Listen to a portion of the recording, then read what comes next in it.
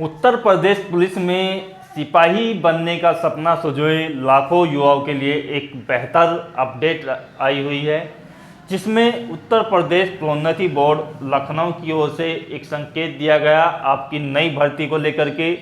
किस तरीके की ये भर्ती प्रक्रिया होगी, क्या इसमें चेंजेस किए गए हैं आयु सीमा वगैरह में, और कहाँ तक इस भर्ती के लिए आपको तैयारी रखनी चाहिए, क्या इसका सिलेबस है, क्या इसका पैटर्न है, कट ऑफ इसकी कितनी जाती है और कैसे आपको सिलेक्शन लेना है, किन मुद्दों पर तैयारी करनी है। तो दोस्तों, वीडियो को बेहतर बनाने का प्रयास किया गया है। यदि कुछ खामियां हैं तो आप कमेंट्स बॉक्स में बताइएगा। तो यहाँ पर सबसे पहले बात करते हैं कि 53,000 पदों के लिए ये आपकी बम्पर भर्ती आएगी, क्योंकि पिछले लगभग 3 वर्षों से भर्ती की प्रक्रिया नहीं हो पाई है उत्तर प्रदेश में, और पहले लगातार आपकी 3 भर्तियां हो चुकी हैं, जिसको लेकर के यहाँ पर अब जो है 3 वर्षों से भर्तियां नहीं आई हैं और अब ये नई भर्तियां आप लोगों के लिए आएगी। यहाँ पर यदि बात की जाए तो 2 प्रकार के पद इसमें शामिल किए जाते हैं। एक होता है आपका सिविल पुलिस का, जिसमें पुरुष और महिला दोनों प्रकार के कैंडिडेट के लिए जो है पद होते हैं, और दूसरे प्रकार के जो पद होते हैं वो होते हैं पीएससी के लिए। तो इसमें क्या है, केवल और केवल पुरुषों के लिए ये पद होते हैं। यहाँ पर यदि बात की जाए सिविल पुलिस में पदों की संख्या के बारे में, तो देखिएगा 20% जो कोटा होता है वो महिलाओं के लिए रिजर्व होता है। यानी कि आप समझ सकते हैं, यदि 40,000 पद निकलते हैं सिविल पुलिस में कांस्टेबल के लिए, तो 8,000 पद जो है फीमेल कैंडिडेट्स के लिए यहाँ पर आपके रिजर्व रहते हैं। तो फीमेल कैंडिडेट्स का जो कोटा है वो 20% है। तो यहाँ पर आवेदन करने के लिए जो आपके फॉर्म हैं वो देखिएगा यहाँ पर सितंबर 2021 में आपको मिल जाएंगे। 2021 के सितंबर माह में ये फॉर्म आपके शुरू होंगे। इसमें क्या है कि आपके पास जो क्वालिफिकेशन होनी चाहिए वो 12th पास आपको होना चाहिए, और 12th पास में किसी प्रकार की किसी भी कंडीशन की परसेंटेज जो है रिक्वायरमेंट नहीं है, और कम से कम आपकी जो मिनिमम एज है वो देखिएगा यहाँ पर 18 होनी चाहिए, और मैक्सिमम जो एज है वो आपकी 25 ईयर्स होनी चाहिए। पहले ये जो एज थी वो आपकी यहाँ पर 22 वर्ष तक आपकी ली जाती थी, अब जो है इसको बढ़ा करके जो है 25 वर्ष किया गया है। और ये जो है कोरोना के लिए आपको जो है एक बेहतर अवसर है। कोरोना काल में आप जो है इसकी तैयारी शुरू कर दीजिएगा, क्योंकि ज़्यादा समय आप लोगों के पास नहीं है। बात की जाए यहाँ पर यदि इसका जो अन्य क्वालिफिकेशंस है उसमें देखिएगा यूपी का जो आपका निवास होना चाहिए, तो आपको जो है ज़्यादा बेहतर है। यदि आपको जो है आरक्षण का लाभ लेना है, आरक्षण में यदि बात की जाए तो देखिएगा कुछ तरीके के आरक्षण यहाँ पर शामिल हैं। जो विशेष आरक्षण है उसमें आपका कैटेगरी वाइज आरक्षण होता है, SC ST OBC और EWS को भी शामिल किया गया है। इसके अलावा जो डिपेंडेंट होते हैं फ्रीडम फाइटर पर, उनको रिजर्वेशन दिया जाता है। एक्स सर्विसमैन का रिजर्वेशन होता है 5%, होमगार्ड का जो रिजर्वेशन है वो भी आपका यहाँ पर 5% रहता है, और यहाँ पर 2% जो है स्वतंत्रता सेनानियों के लिए होता है। और इसमें जो है अन्य आपका 3% जो रिजर्वेशन होता है उसमें क्या है कि शहीदों के लिए जो आपकी महिलाएं होती हैं जिनके पति वगैरह ने या विशेष रूप से शहीद किए गए हैं, जिनके बेटे वगैरह होते हैं, तो उनको इस प्रकार का रिजर्वेशन मिलता है। या तलाकशुदा या विधवा महिला होती हैं जो ये पुलिस में कार्यरत थे या किसी सरकारी विभाग में, तो उनको इस तरीके का रिजर्वेशन यहाँ पर मिलता है। तो वो सर्टिफिकेट आपके पास मजबूत रूप से तैयार होना चाहिए। तो ये आपके लिए योग्यता जो है 12th पास है। बाकी कुछ इसमें जो आपकी कंडीशंस हैं, जैसे रिक्वायरमेंट होती है, तो उसमें क्या होता है, मेन जो होती है वो आपकी हाइट होती है। हाइट होनी चाहिए 168 सेंटीमीटर। ये OBC जनरल EWS कैंडिडेट्स के लिए है। SC या ST कैंडिडेट्स हैं तो आपको जो है आयु सीमा में भी छूट हाइट में भी छूट दी जाती है, और आयु सीमा में भी आपको छूट दी जाती है। OBC कैंडिडेट्स की जो आयु है +3 ईयर्स होती है। SC या ST कैंडिडेट्स के लिए जो आयु सीमा है वो +5 ईयर्स होगी। यानी कि यदि 25 वर्ष है तो OBC के लिए 28 वर्ष रखी जाएगी, SC और ST के लिए ये जो है आपकी 30 वर्ष तक रखी जाएगी आयु सीमा मैक्सिमम। हाइट के बारे में मैंने आपको बता दिया है। जो है यहाँ पर देखिएगा, ये जो है मेल कैंडिडेट्स के लिए है, यानी कि पुरुष कैंडिडेट्स के लिए ये हाइट है। फीमेल कैंडिडेट्स के लिए यदि हाइट की बात की जाए तो देखिएगा यहाँ पर हाइट में रखा जाएगा, जो फीमेल कैंडिडेट्स हैं 152 सेंटीमीटर आपकी हाइट कम से कम होनी चाहिए। बाकी जो है पुरुष कैंडिडेट्स के लिए जो मापा जाता है वो आपका चेस्ट भी मापा जाता है। महिला कैंडिडेट्स के लिए मापन नहीं होता है। चेस्ट में आपकी जो है 79 होनी चाहिए बिना फुलाए। बिना फुलाए यानी कि बिना फुलाव के आपकी जो है 79 सेंटीमीटर होनी चाहिए, और फुलाने के बाद जो है मैक्सिमम जो है वो कुछ भी हो जाए, लेकिन मिनिमम जो है आपकी 84 सेंटीमीटर तक होनी चाहिए फुलाने के बाद। तो ये 5 सेंटीमीटर का आपसे कम से कम फुलाव चाहिए होगा, ये आपकी रिक्वायरमेंट होती है फिजिकल के लिए। बात ही यदि इसके यहाँ पर सिलेक्शन प्रोसेस की जाए कि किस तरीके से सिलेक्शन होता है, चलिए देख लेते हैं।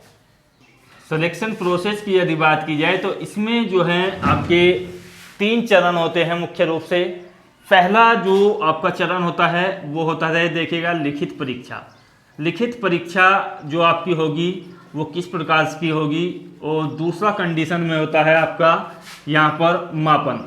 मापन के लिए मैंने आपको बता ही दिया है कि हाइट आपकी कितनी होनी चाहिए और चेस्ट कितना होना चाहिए।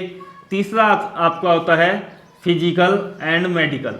तो फिजिकल के लिए मैंने आपको बता दूं कि पुरुष कैंडिडेट्स के लिए अलग होता है और महिला कैंडिडेट्स के लिए अलग होता है। इसमें क्या है कि मेल के लिए जो आपका होता है वो 25 मिनट में आपको जो है दौड़नी होती है 4800 मीटर की दौड़, यानी कि आप समझ सकते हैं कि लगभग 5 किलोमीटर से 200 मीटर कम ये दौड़ है, और 25 मिनट का टाइम्स आप लोगों के लिए दिया जाता है जो पुरुष हैं। जो महिला कैंडिडेट्स हैं उनके लिए ये जो दौड़ होती है ये आपकी 2400 मीटर की होती है, और इसके लिए जो टाइम्स है वो आपको जो है 14 मिनट का दिया जाता है। तो दोनों के लिए अलग अलग होती है। और ये जो है एक गोले के अंदर जो है 400 मीटर का आपका ये एक चक्कर होता है वो लगाने होते हैं। तो 12 चक्कर इन लोगों के लिए लगाने होते हैं और 6 चक्कर महिला कैंडिडेट्स को लगाने होंगे जो अपना फिजिकल तय समय में पूरा करना चाहते हैं। फिजिकल आपका सेकंड नंबर पर होगा, और आपका जो पहले होगा वो लिखित परीक्षा होगी, उसके बाद मापन और आपका वेरिफिकेशन होगा। वेरिफिकेशन में आपका जो होता है वो होता है, देखिएगा, डॉक्यूमेंट्स का वेरिफिकेशन। तो जो डॉक्यूमेंट्स आप लगाते हैं उसका वेरिफिकेशन होगा, इसमें कोई बड़ी बात नहीं है। मापन के लिए मैंने आपको बता ही दिया है 168 सेंटीमीटर की हाइट होनी चाहिए और चेस्ट होनी चाहिए आपकी 79 to 84। लिखित परीक्षा की यदि बात की जाए तो 2 घंटे का आपका ये जो है क्वेश्चन पेपर होता है। 2 घंटे का होता है। 150 आपके जो है पर्सन होते हैं और 300 आपके जो हैं अंक होते हैं। तो यहीं से आपकी जो है मेरिट बनती है। मेरिट आपकी कहाँ से बनेगी, वो लिखित परीक्षा के आधार पर बनेगी। फिजिकल का कोई अंक जो है यहाँ पर नहीं दिया जाता है, केवल क्वालिफाई नेचर का होता है।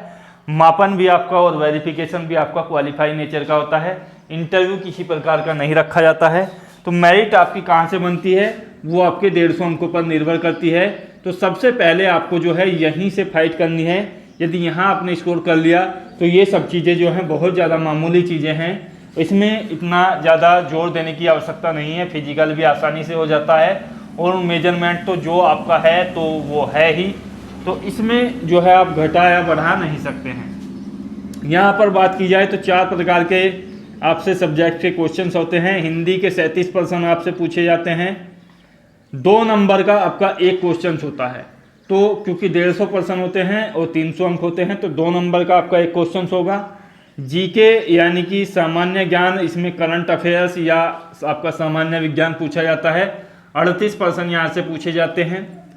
मैथ, और यहाँ पर मैथ प्लस आईक्यू से क्वेश्चन पूछे जाते हैं, यानी कि आपकी जो एक तरीके से समझ सकते हैं कि रीजनिंग से क्वेश्चंस आपके आते हैं और अलग से भी आपका जो है रीजनिंग का पार्ट आपका आता है।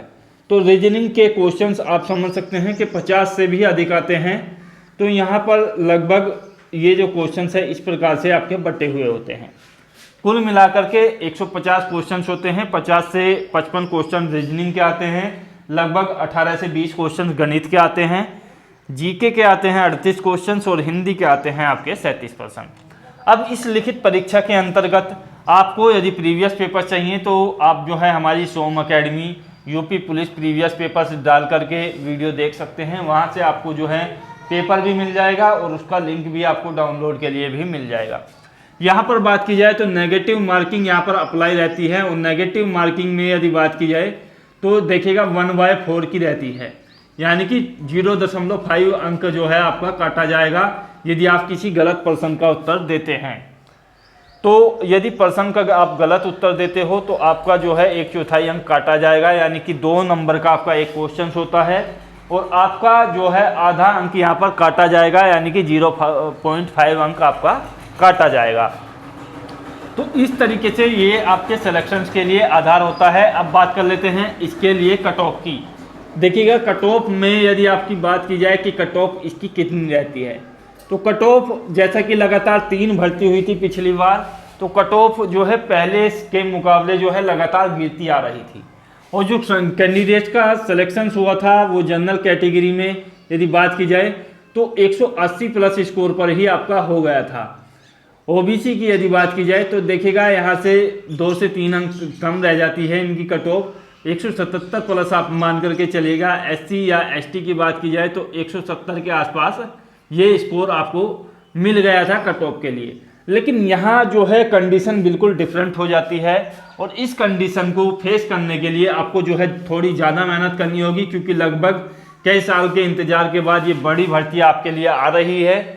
हालांकि ज़्यादा डिफेक्ट यहाँ पर कट ऑफ के लिए नहीं पड़ता है, वो आपके एग्जाम्स पर निर्भर करेगा कि आपका जो क्वेश्चन पेपर है वो कितना हार्ड आता है और नॉर्मलाइजेशन के बाद आपका क्या वो स्कोर बनता है और कहाँ से आपको कितनी शिफ्ट में क्या फ़ायदा आपको मिलता है। यहाँ पर यदि बात की जाए तो जनरल कैंडिडेट को अपना जो टारगेट रखना चाहिए वो देखिएगा 220 प्लस का स्कोर का रखना चाहिए। ओबीसी को भी यही टारगेट अपना रखना चाहिए कि 218 प्लस स्कोर आपको बनाना चाहिए इस बार। एससी और एसटी के लिए भी यहाँ पर 210 प्लस स्कोर का टारगेट अपना रखना चाहिए। ये जो कट ऑफ थी इसमें जो है महिला कैंडिडेट्स के लिए कैटेगरी वाइज जो है अलग अलग कट ऑफ नहीं बनती है, एक ही कट ऑफ आपकी बनती है, और महिला कैंडिडेट्स की कट ऑफ इनके मुकाबले 10 से 15 अंक कम आपको देखने को मिलती है। तो दोस्तों आशा करता हूँ वीडियो में छोटी वीडियो के अंदर जो है ज़्यादा समझाने का प्रयास किया गया है।